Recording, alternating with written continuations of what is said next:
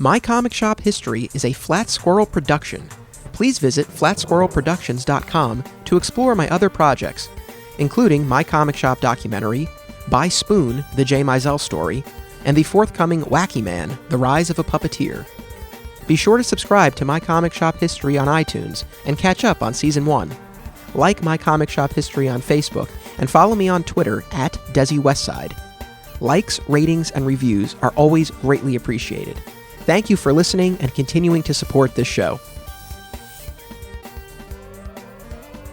Welcome to My Comic Shop History, live from Undiscovered Realm Comic Con. I am your host, Anthony Desiato, and I am joined here, thank you.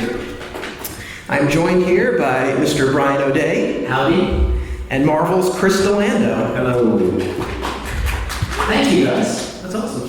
Delando, when I asked you to be on this, I got a very stern email from Marvel Legal telling me that I had to introduce you as Marvel's Chris Delando. That was the only way that they would let you be on the show. Is that actually true? Yeah. Really? No. You can't gullible, man. You can't do that. Well, Marvel Legal, they don't mess around, so they do not. It's possible. I just want to thank Chris Wilcock and Undiscovered Realm, for having us here. They're the ones who organized this comic book convention, so I was really excited. So they did a great job. They did a great job with the show, and we were really happy to be here. But so this is a first for this show. This is the first time that the show has been done in front of an audience and at a comic convention. So thank you to those of you who came out to this. We really appreciate it. For those of you who might be new to My Comic Shop History, if you've never listened to the show before, just to give you a quick 2-minute background on this, and it's especially fitting to talk about it where the show came from in light of where we are. So we're recording at the Westchester County Center in White Plains, New York, and we're just a couple minutes away from the former site of Alternate Realities, which is the original comic shop in My Comic Shop History. So almost a year ago, Alternate Realities closed after 23 years, and this podcast was born out of that. It started, I wanted to talk about the store and what it had meant to all of us over all of these decades. And so we talked about it over 12 episodes and a Christmas special. We kind of relived the store's highs and lows as we chronicled the final days. There were many of both. Yes, there were. So if you've never heard the show before, all the episodes are online. They're on iTunes. I encourage you to listen to them. If not, that's okay. This new season, we're starting fresh with a new focus on comic book collecting and all of the issues that come with it within that world of collecting. Is that a pun? Issues? It is now.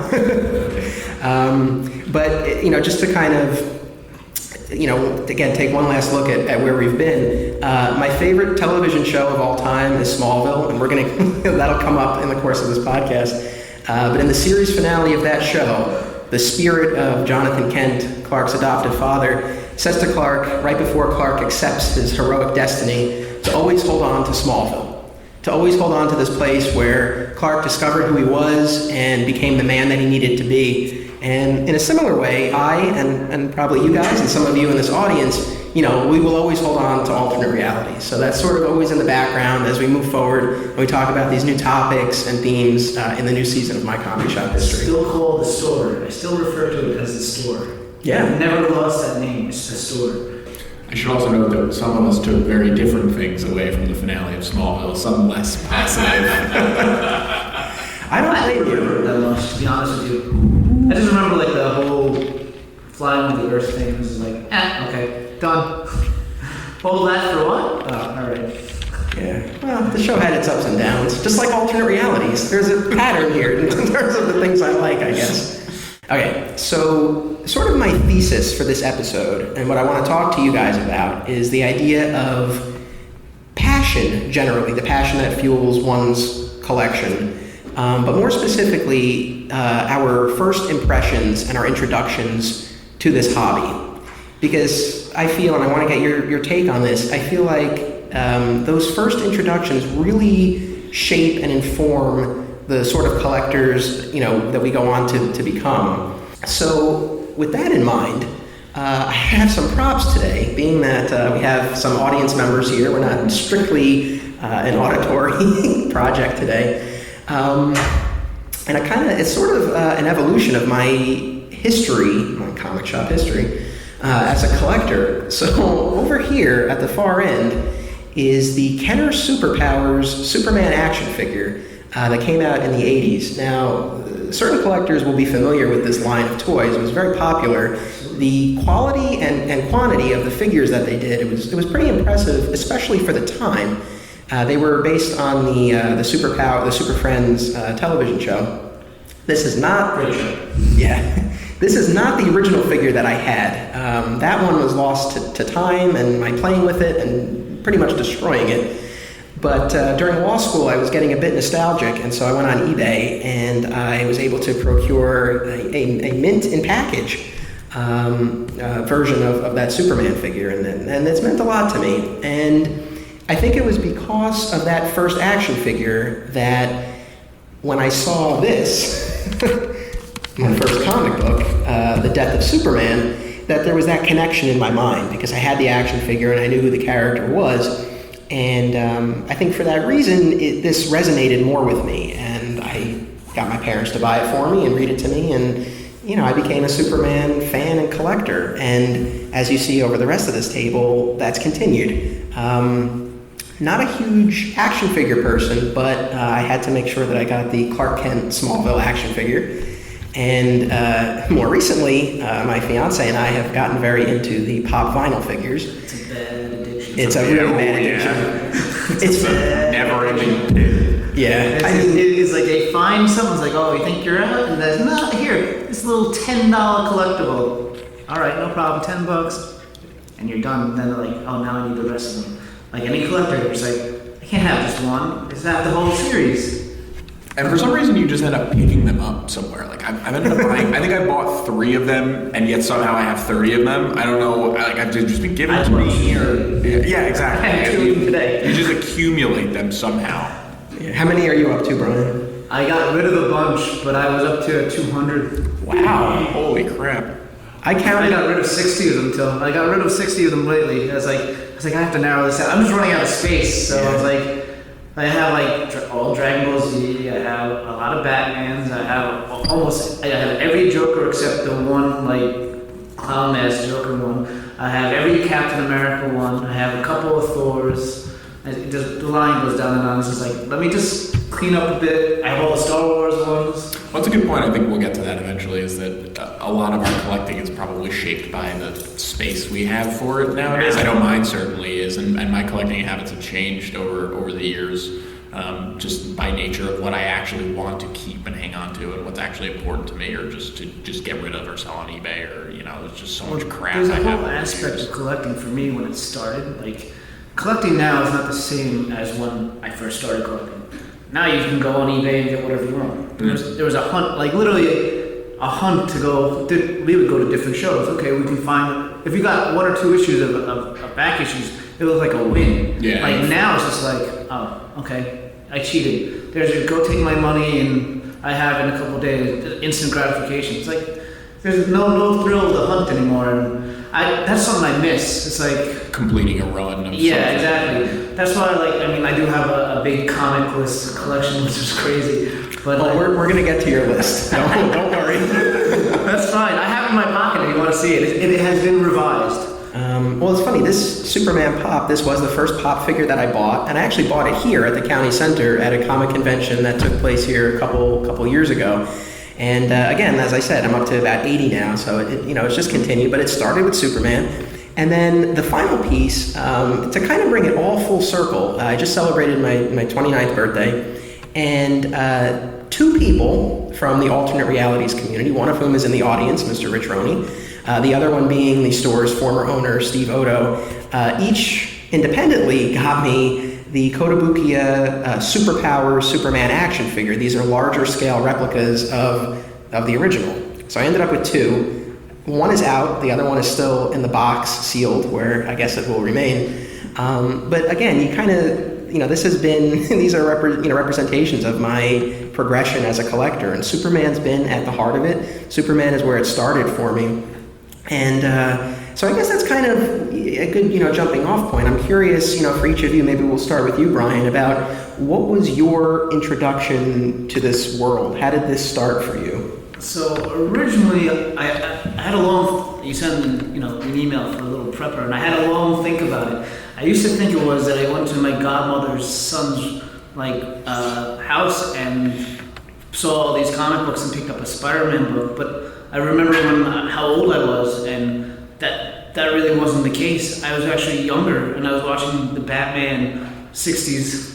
Adam West he left. All right, he left. I wasn't even cursing this time either. We had one of our former alternate realities customers was here in the audience in a Batman costume, but he disappeared much like Batman. He looked up and he was gone. But so it was the 1960s Batman show with Adam West, and that's pretty much how I was first introduced. And then later on, the cartoons and Super Friends. That was how I was introduced. You would watch Nickelodeon or whatever it was on at the time, and gradually moved into books. I mean, the first book I know was a Spider-Man book. I was about 6 years old and I picked up the Spider-Man book. But my mother would tell me, because I had asked my mother, she's like, "No, you were watching Batman when you were not even that, just occupied time." So I think that's how my love of Batman eventually turned into when I got older and understood what the Joker was about, and then to realize what Cesar Romero was doing as a Joker is okay, and the many different aspects and how deep the character was, and how really what the depth of the character is, and that people haven't even delved into yet. Although I'm not looking forward to the Jared Leto Joker, but that's a different story. All right, to be fair, you weren't looking forward to the Heath Ledger Joker either. But how do you get Heath Ledger? Well, you might be surprised again. I already don't like him. He has tattoos. I already don't like it. He has tattoos. He's edgy if he doesn't have tattoos. Oh yeah, because he's an emo Joker. Yeah, okay. That's going to be really good. Brian, how did you get into Thor? Okay, we just got a question from the audience. We got a Q&A came. Rich Roney jumped right to the Q&A. So the question was, how did you get into Thor? Thor came about from the old Hulk show, and they did the movie, and Thor was one of the first guys that Hulk was fighting. So when they were terrible, terrible things. But when you're a kid, it was very impressionable, and that's how. Same thing with Captain America. That terrible motorcycle, that terrible suit. They had the rat morphing into Red Skull. It was awful. Those were so bad. But that's how I got introduced to those characters. Television was a big part of it. But then when I learned where a comic book shop was and how I got older, I would take the books, and again, my godmother's son, he had all these books. Every time we went to the house, I would take Thor, Captain America, Spider-Man. He was a big Marvel person. So he'd have all those books. So all those books from the early 80s is really what I was reading, which probably wasn't the best reading material at the time, but it was something that I loved, and it was, it looked like a cartoon to me, I guess, at the time, and that's why, my parents were happy I was just reading something and not watching TV. It's really what it came down to.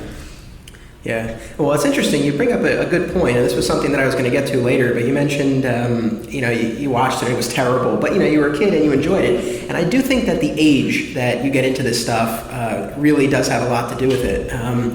My favorite Marvel character is Spider-Man, and I got into Spider-Man during a period of time that most Spider-Man fans probably don't remember well, and that's the Clone Saga, which was a largely reviled 2-year storyline. I think it was supposed to be like 8 months or something, right? It just ballooned to 2 years. Well, they had so many, we didn't know who the real one was at one point. It was so this is Peter Parker, this is Ben Reilly, this is Kane. I don't even know, do I have all of them? Jackal and Punisher show up at some point. Joyce Traveler.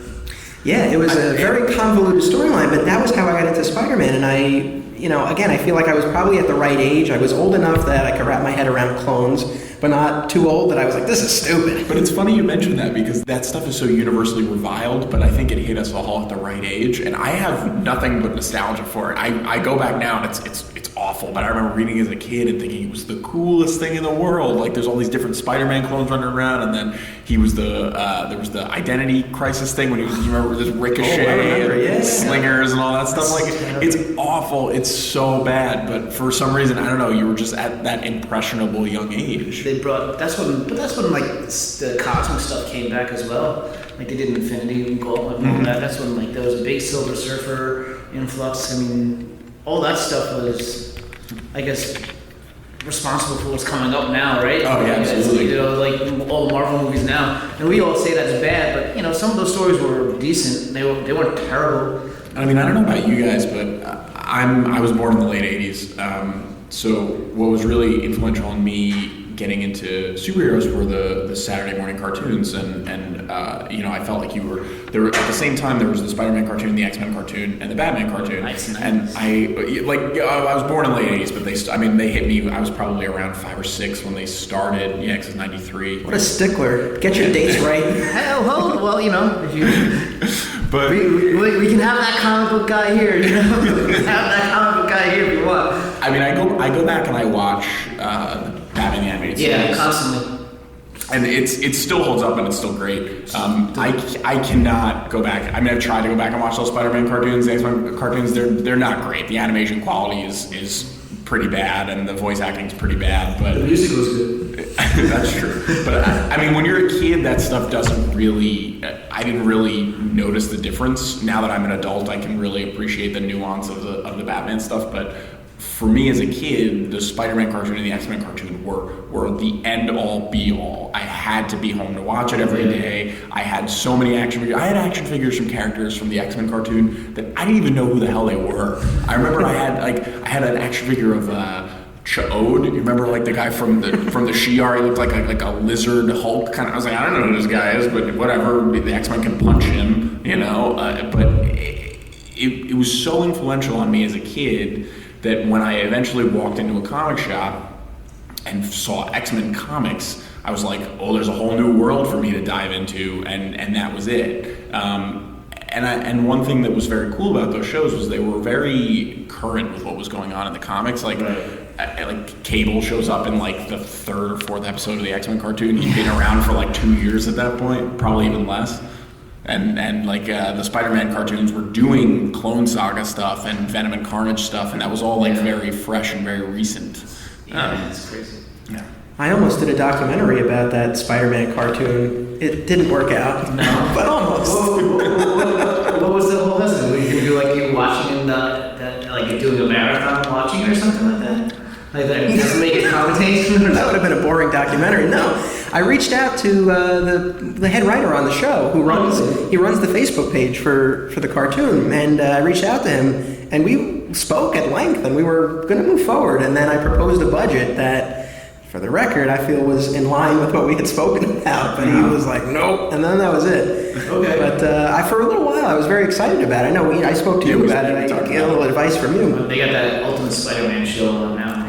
Disney XD or whatever it is. But nevertheless, I still have very fond memories of that cartoon. I don't know how well it would hold up today. Every now and then, like I'll watch like clips or something on YouTube. It's not great. Not as the spectacular Spider-Man cartoon. That was a lot of fun. That I I think enjoyed that. I would revisit, first. But it's interesting for all three of us. It wasn't a comic book itself that got us started. It was something for a toy, TV show, cartoon, and then we made our way to the comic. So I do think that's interesting, and that's probably part of the reason why I think this focus on collecting is interesting. These things that first hook us. So for you, it was the cartoons. Oh yeah, absolutely. And then I remember. I mean, I had gotten. Remember they did like X-Men Adventures, and they did comics based off of the cartoons themselves. But I remember my first real experience with inline sort of Marvel Universe comics was walking into a bookstore. This is probably 1995, 1996, and seeing a very early, like Your Death of Superman, like a very early trade paperback of Maximum Carnage. And I was like, whoa, I have to buy this. And it was, I remember it was $26, which is a Scrooge McDuck money pit when you're like 7 years old. You're like, I'm never going to get $26. So I remember saving every penny I could, literally pennies, like a jar of change, and just giving it to my dad and being like, go buy this, please. And it had a new cover. It had like a Mark Bagley cover of Spider-Man, Venom, and Carnage that I still have to this day. Oh, wow. I mean, I've owned Maximum Carnage in very many different iterations since then, but I read this thing cover to cover until it is falling apart. It is like held together on tape as we speak. Yeah, and then it was the video too, you know, like, and it was it. That was it. I was in. It was a drug after that. Ninja Turtles as well, man. That was another big thing. Yeah, you know what's funny? Kids our age, when we were kids, like the Ninja Turtles cartoon was it, but I never really knew anybody growing up who read the Ninja Turtles comics. Oh, I didn't either. I only found I didn't even know it was a comic until I got understood that it was. I found them much later in life, but they never really advertised the comic books when I was a kid. Maybe it was because more adult material, but who knows? But then there's also then you had like the Scooby Doo with the Justice League and all that stuff, or it was Batman and Robin at the time. And Scooby Doo meets Sandy Duncan and the Harlem Globetrotters. But I mean, like you would see that all the time, like when you were growing, like constantly, and then like the Looney Tunes cartoons, Mickey Mouse Theater and all that. That's all that stuff in the early '80s. Like with the clicker for the cable, you had to click to each channel. It was like, I don't know if you. I guess it's before your time. Maybe I'm dating myself here. Whoops. Maybe I'm dating myself. I'll give my age, but yeah, it's like. '89 was Batman the movie, the Tim Burton Batman movie. Yeah. I remember going to see that in the movie theater. That was one of the first movies I actually remember going to see that. And I remember it was like I was in awe when the Batman came over. I was like, wow! That was one of the coolest things ever. To this day, I still love that scene where like Batman goes and grabs the balloons and it's like he just flies up and bat symbol. That's always been a great scene, like a favorite scene of mine. I can watch that scene all over and over. My Batman movie as a kid was Batman Forever because that was just the age I was at. That's so terrible. I'm sorry for you. I'm sorry for you. That's terrible. It's not very well regarded. I mean, neither does the original Batman. It's like, okay. So now for you, starting off watching the Adam West show, I mean, how do you and this might be impossible to answer because your whole life you've been following this stuff, but if you were to watch it now for the first time, I mean, do you think it would hook you, or do you think it was the fact that you were because it's so campy at this point, I wouldn't watch it. I mean, I don't know. It depends if I would have the same love of the books or anything of the characters. Maybe I would. I mean, like I enjoy Gotham, and Batman's not even there. You know what I mean? Like, Gotham is a very good show. Some people tell me it's terrible. I hear that too. I heard it today, but I like it a lot. I like it a lot. To each his own, I guess. I mean, maybe because people don't like Ben, whatever his name is. They can't separate him from his OC character. OC character is right. And I don't know. Like the shows today are pretty good. A lot of people everybody has an opinion. The internet. Everybody gave everybody a voice, is what really happened. People can't even form their own opinions about stuff. This is why I enjoy sitting down with the guys. And we go to dinner and we can actually have a discussion about. Okay, well, did you like it? Like Phil Hussein hates the Flash or hates whatever Grant, whatever his name is. I don't know his last name. Grant Gustin. Yeah, he's not a fan. So he's not a fan. He thinks he's very, very wooden. I mean, I watched the first few episodes of Gotham and didn't really care for it, but I find people telling me what's happening on it fascinating because it sounds like the fever dream of a guy who has read a few Batman comics and thinks he knows what's up. I find it hysterically funny. Well, it is what it is. Someone sent me a gif of Alfred just knocking out Catwoman. She's 9 years old, so it's just this old guy just decking this girl in the face. Well, I don't know what's going on. Because I think the timing is off on a lot of the way the villains are portrayed. Because I mean, the whole Batman ambiance is did the villains create Batman or did Batman create the villains? I think that's something they're missing in the show. Even though Gotham is the town. Gotham is a character, much like New York was a character, and your favorite show. What was it?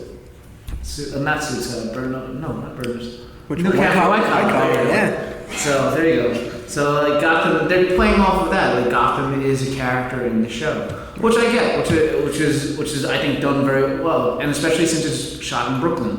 I think anything that's shot in Brooklyn, they have great scenery. How they tie into the background and showing Gotham as New York, and, which is technically what it's supposed to be.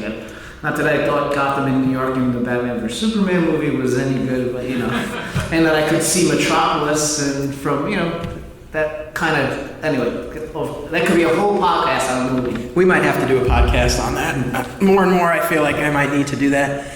But anyway, so all right, so we have our introductions. For me, it's a toy, cartoon, TV show. At what point do you make that transition? I'll toss it to you first, Chris. At what point do you make that transition to you're a collector? You consider yourself a collector? I don't know. It didn't happen overnight. I just remember.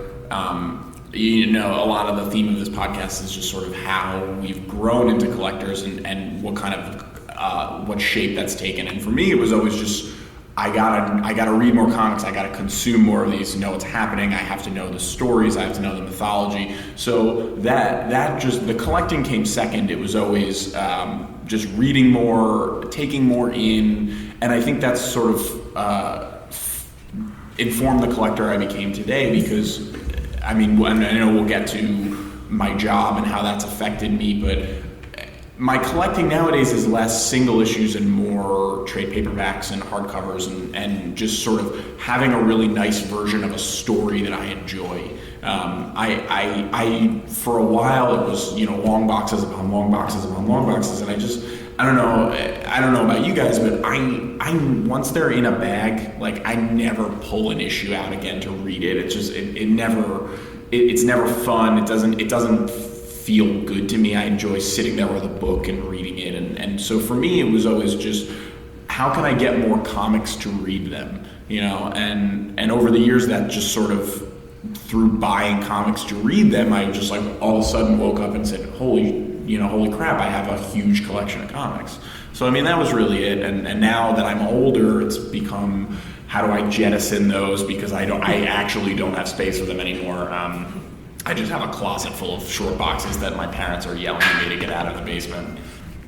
So was it, even to this point, I know you mentioned the Pops, but is it still primarily comics, or have you gotten into statues and toys and things like that? I like premium collectibles here and there. Like I've got a couple Pops, I've got some, some statues, some toys here and there.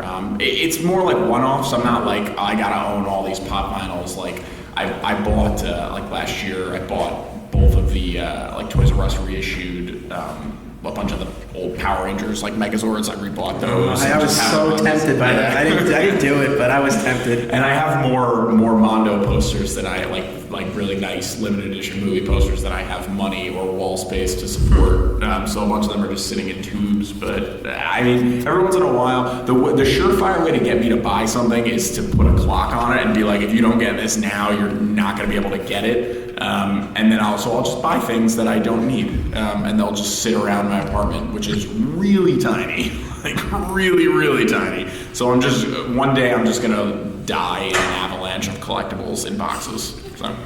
Fair enough. And actually, so that sparks something else. So since your collection is focused mostly on comic books, I'll ask you this. There's going to be a whole episode devoted to being a completist and having to have every issue in a series and all of that. But just to kind of, I guess, maybe tease that, what sort of, comic book collector are you? I'm assuming you probably have never missed an issue if you could help it, but is that something that's really important to you? And even beyond that, like dropping titles and things like that, like will you keep reading something?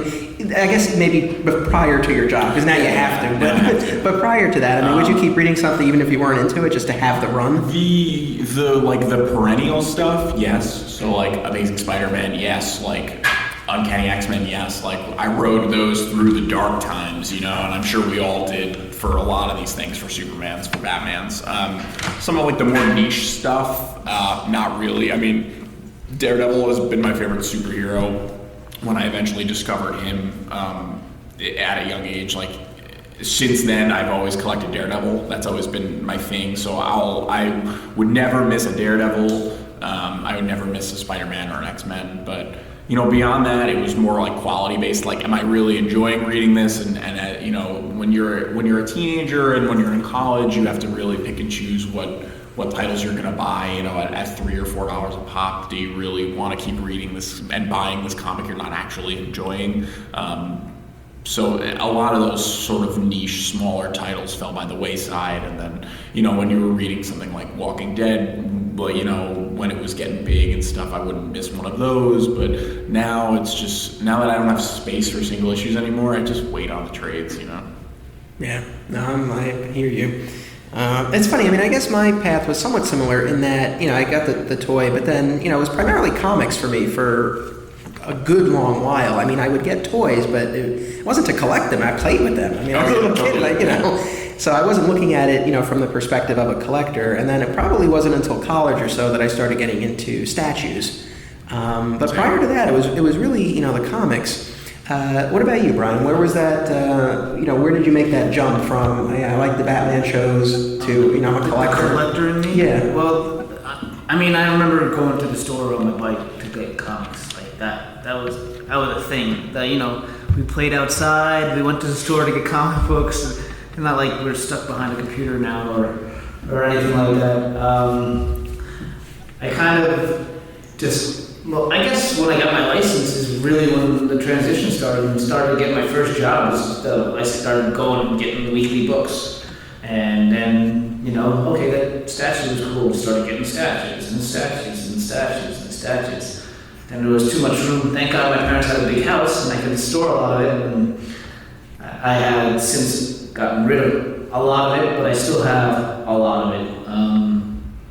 Too much of it to say, to be honest with you. I still should be getting rid of stuff now. Well, I remember. I mean, I worked at Alternate Realities a long time, and you shopped there for many years. And I remember. I mean, you used to have a decent amount of stuff on hold in the back. But it was all bought. Yeah, it was all bought. Yeah, that's right. But no, I don't know. I think the physical aspect, because it just something looking nice was very attractive to me. But as I got older, and now it's just I like them a lot, but it's some of these things are way too fragile, and they break so easy. I've had a lot of breakages, and it's just well, what am I going to do? I just kind of throw them out, which is unfortunate. But I had a couple busts that I had to throw out, really nice busts. It's but again, these things happen. It's they're not toys. They're statues. That was another big thing. I hated people calling them toys. I'm I don't fucking play with them. They're toys. They're not toys. They're statues. Or what people would call action figures dolls. Oh my god, it drives me nuts. Worst. Yeah. It drives me nuts. But no, but to be on the opposite spectrum of Chris there, you put your books away. I like collecting old books. I don't buy any new books. I don't buy anything new now. I have a long disdain for what is being put out today. It's just I don't think the writing is up to caliber of what we grew up with, even more so maybe 10 years ago. Just too much of the same thing. I know you work for Marvel, but they're putting out Civil War 2. I'm really? Come on, Civil War 2? There's a movie coming out. What do you want? I understand how they're promoting it. I mean, but here's the definition of the Civil War. It lasts forever until the war is over. There's no such thing as a Civil War 2. It's not that our South is going to rise up again to us. It's a Civil War for a reason. What about World War II? That's a world war. That's a world war. There's different countries. A Civil War is within one country. Right. There's no Civil War 2. Can you do anything about that title? Because Brian's not having it. Can you call it something else? We're pregnant with it. It's too late. Yeah, the marketing materials have been printed. The first issue's off to the printer. You're down the rabbit hole. Although you didn't get J. Scott Campbell to do art. I mean, He's doing a cover. He's doing a variant cover. Oh, was McNiven doing the art again? No. They're gonna wait 9 months for another book to come out. We're actually pretty ahead on the book. Actually, there's a couple issues in the can already, thankfully. So, yeah. So again, my disdain for what happened back in the day and why I don't read books now. But that brings up something else that I wanted to get to, because in thinking about my own history as a collector, I do feel like there is this path that maybe you guys have followed and others have as well, where you have that introduction and then you have that tipping point where you become that collector and you get really into it. But it's hard. I found it to be hard to really sustain that high level of interest across decades, life changes again within the publishers and just the things that you're collecting. It can be really hard to do that. I feel like the height of my collecting has passed, and kind of one of the reasons why I wanted to do this podcast, and one of the things I kind of want to track over the course of these episodes is, can I kind of get that back? This is a legacy, I think, because this is going to be out there forever. This is literally on the internet. Oh, the podcast? Yeah. Well, no, yeah. I mean, in reality, this is a legacy. I listen to a lot of podcasts, especially Joe Rogan, and the guy's on 760 something episodes. The guy's a machine, and his podcasts are 3 hours long, and they're fantastic if you're into that sort of thing. Going back to this, I think you have a very good medium. I think you've done an awesome job on the podcast, and this is something that you have collected and it's stored for you. It's literally, this is collected for you and it's stored for you and it takes up no space. It's a click of a button. Well, I appreciate the kind words. That's actually not where I was going with that at all, but I appreciate it. But what I was going to say was I actually filled out my first pull sheet in years a couple weeks ago because at Spider's Web, yeah. Because I do miss having that rush, being excited for New Comic Book Day, so I'm curious if I can get that back. But again, as of now, I do feel like the height of my collecting has passed. I think it's just hard to recapture that youthful enthusiasm of it. I think, maybe you guys are the same way, but I can look back on my life as a comic reader, as a comic collector, and pinpoint the height of it, which for me was, my early teen years. Ultimate Spider-Man was coming out. A lot of the comics. I have a reverence for comics of that era that I don't have now, and I'm sure if I revisit those, they may not be quality-wise as good, but for me that was the height of my interest in the medium and my love for the stories and just the wow factor for me of what about the reference for the 60s and 70s books? I'm so excited that Jim Steranko is here. He's one of my favorite artists of all time. I can go back and read those Nick Fury stories every day of my life. And I think that just goes back to what I was saying earlier about enjoying stories of quality and collecting stories of quality that mean something to me and that I enjoy versus sort of having a long box full of Amazing Spider-Man issues in chronological order. But it's very hard for me to... It's not there. not you. It's not there anymore. All right, so I'm excited to talk about this. But before that, though, because while we're on this was one of the things that I wanted to ask you, Chris, because it's interesting to me. You were able to turn your passion into a career. You work for Marvel Comic Books. You do marketing. I do indeed. How has it been for you? Are you able to sustain that interest when you turn it into your job? The diplomatic answer is yes. In certain ways. The gun to my head. It's hard sometimes. It's changed my love of the medium in ways that I didn't exactly predict. Especially something that you don't really talk about a lot in things like this is you spend all day around comic books. The last thing you want to do when you get home is read a comic book. So you're a little desensitized. Yeah, absolutely. And part of that comes with knowing the stories and knowing the endings, years in advance. If you knew the ending of a movie, 2 years from now, would you want to go see it by the time it came out? The journey is sometimes more important than the destination, and I think that's what I've learned over my coming on 3 years of this job is I've learned to appreciate different things about it. I've learned to appreciate different types of stories, and enjoy them in different ways. It can be very, very hard to sustain. Maybe excitement is the word. I don't enjoy comics less, but I'm certainly less excited about them. But then that changes every once in a while when something comes along that really blows the doors off of your expectations. I read every comic Marvel puts out every single week. Oh my God. It can be a chore, and that's certainly part of it too. Because when you've spent a 10-hour day in the office and you commute 2 hours a day, an hour each way. Really the last thing you want to do is read a comic book when you get home. But then every once in a while a book will come along, just off the top of my head, I've been reading Tom King and Gabriel Walta's Vision book, which is, it's this really Twin Peaksian, him and his family, really weird highbrow sci-fi stuff, and you're like, wow, I gotta read this and I'll get a stack of comics every week, and if that's in there, it goes right to the top. It's the first thing I read. Sometimes it's the only thing I read because it's the only thing I'm excited to read, and then the rest can wait till later. So it can be very, very difficult to sustain that level of excitement. Even going into you mentioned Civil War II. Don't pump me for spoilers, but I know what's going to happen.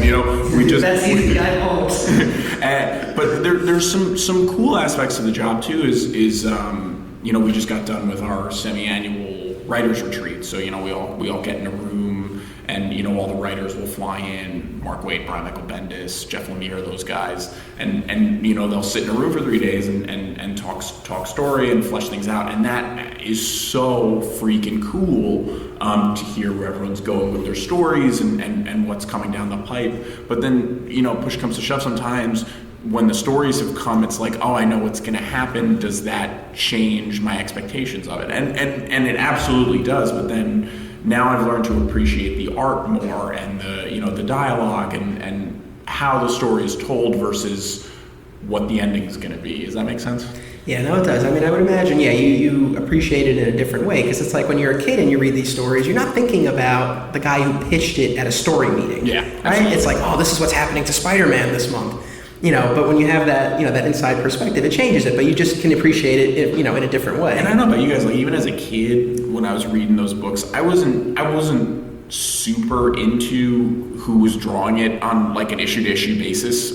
I mean, I've appreciated that more as I got older, but when I was reading like old Spider-Man comics in the 90s, it wasn't so much the art versus the story. And now I think that's kind of flipped on its head for me, and I really, really appreciate a good artist with good storytelling versus, a good writer with a good plot.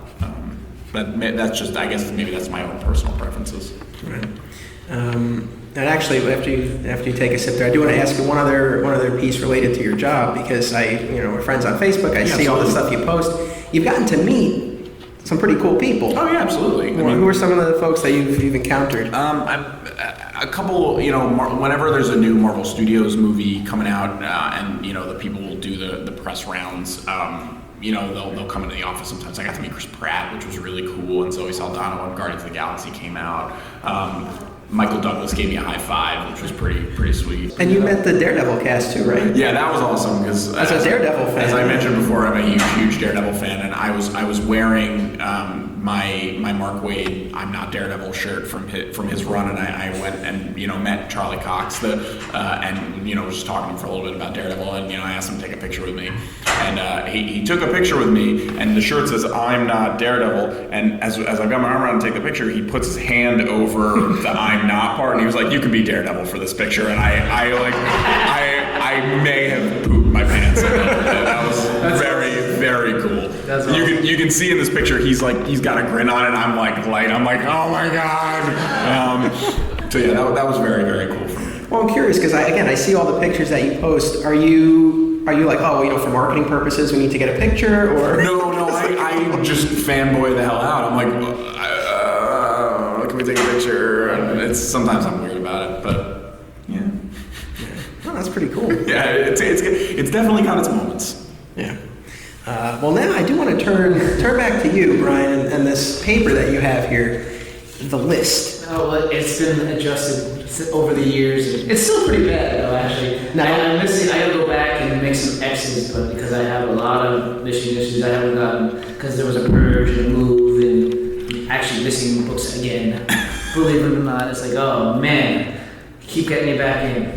Now, this is the master list of older comics that you are tracking down. The last time I saw this list, if I'm not mistaken, it was handwritten.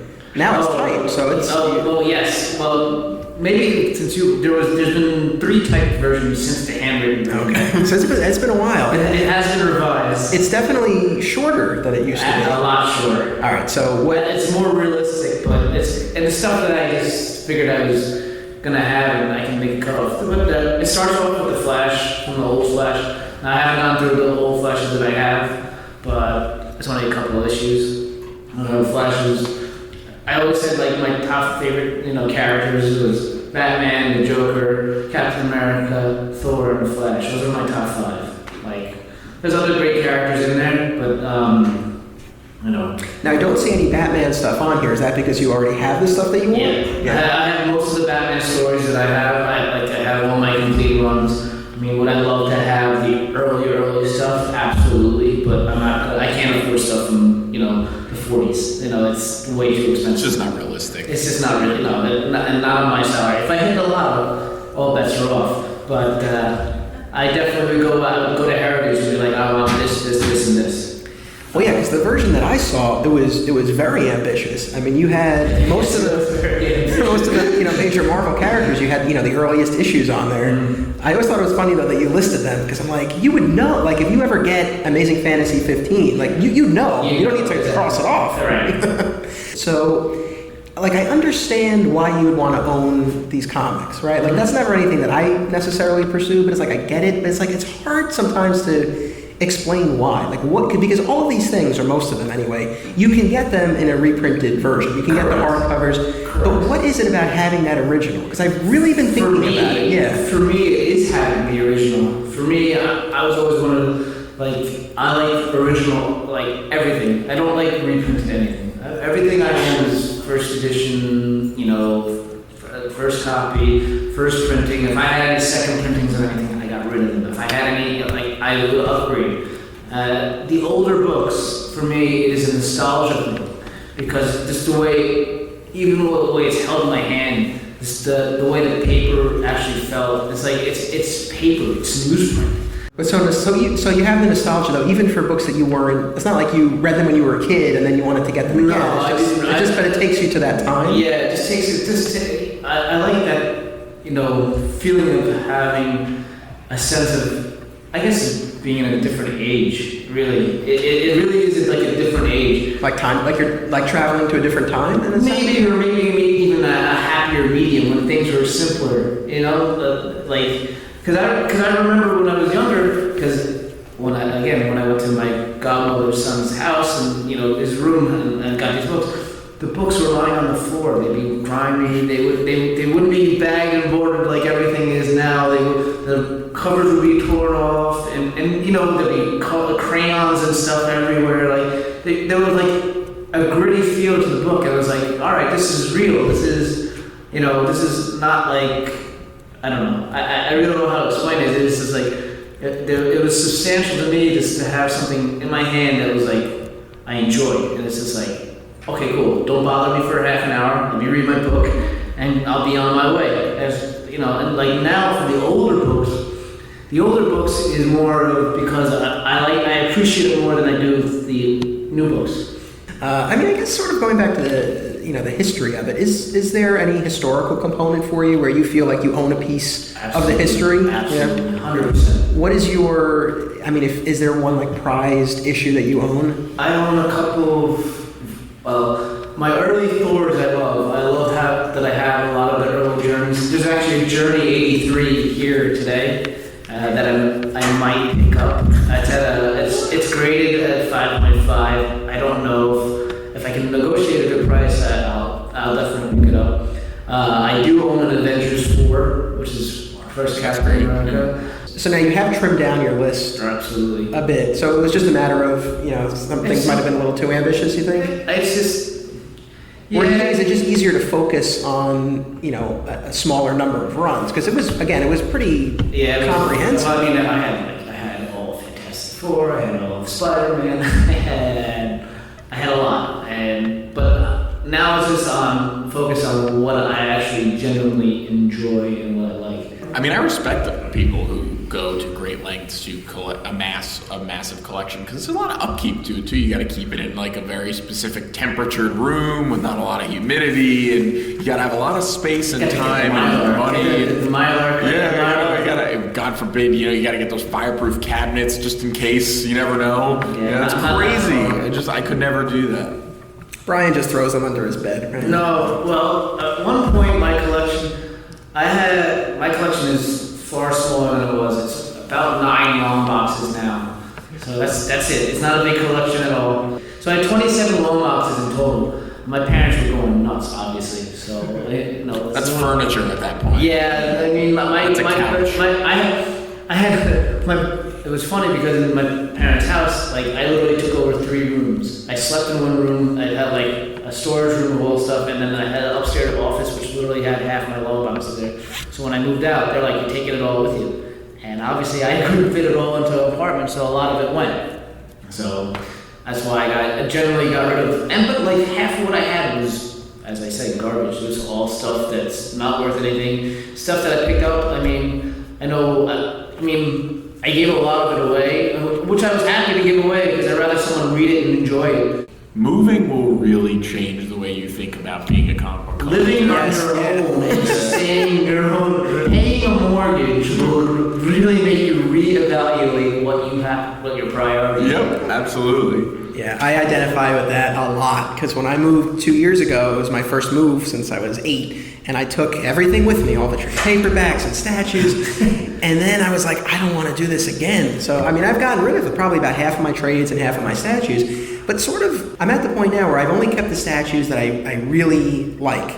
And every now and then I'll buy one, but again, I don't feel like I need to buy every Batman black and white statue because it's, that line and I have to have everyone in that series. So in that sense, it's like I don't have the intensity of the passion, which I do miss a little bit, but I feel like I am able to, again, just get the things that I really like, and I'm happy about that. Well, I want to thank both of you guys for being a part of this and talking about your history as collectors. I want to thank everyone for coming out today. Thank you very much for being part of this live episode. Thank you, Flat Squirrel.